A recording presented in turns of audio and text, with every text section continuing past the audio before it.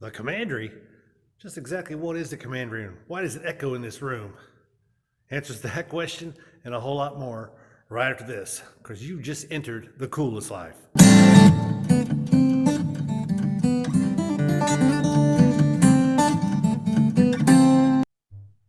So just exactly what is the Commandery and what do they do? Well, first I need to get dressed up for this because in the Commandery we happen to have a little things that we wear. One is this uniform I got on here, and you can see it says GA for Georgia, and this rank I got on my, which should be a cross, would signify that I'm a sitting commander. Yep, you guessed it, the big cheesy. This is my what we call our chapeau, which of course is French for hat, but we've got a hat that looks something like this.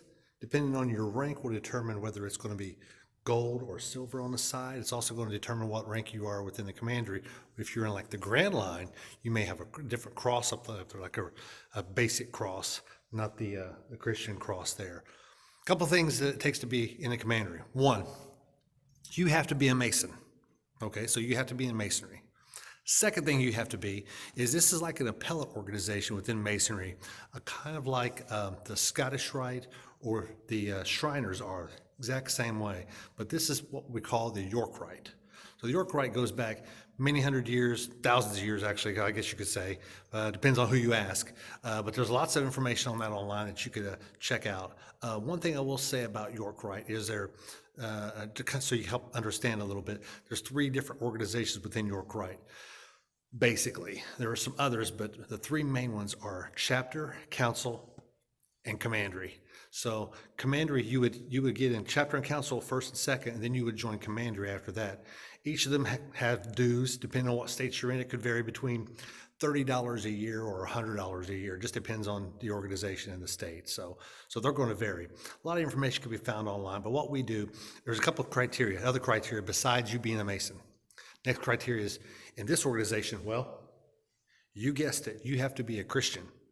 So not most organizations in Masonry, you do not have to be a Christian, but you do have to believe in a higher power, some type of God. But it doesn't have to be Jesus Christ as your higher power. It could be Allah or whatever. But in this organization, it is Christian based. One of the big philanthropies we do is we send Christian preachers to Jerusalem so that they can go there and actually experience it firsthand. A couple criteria there: never been before, they are the primary pastor in that church, and they are a Christian. So those are basically the only criteria we have. So when you look at that as an organization, if that was the only thing that we did, it's worth it. But we do get together once a month, and we have our rituals, and we have swords. In fact, I'll show you my sword. It's right there.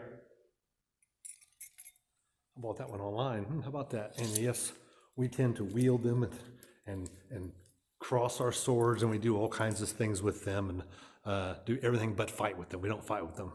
But aside from that, we go through our rituals with these swords, and it keeps us.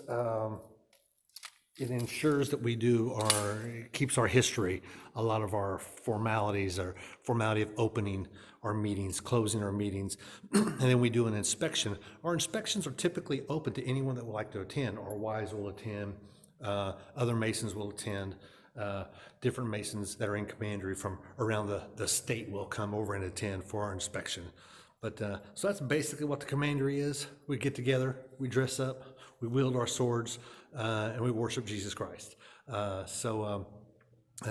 a few prayers that are specific just for Commandery, but for the most part, we're just a group of guys that like to get together and have a little bit more of a military aspect to Masonry that you don't find in other organizations. Well, I hope that answers some questions. If you ever get a chance to go to an open inspection, by all means, I want to encourage you to do that.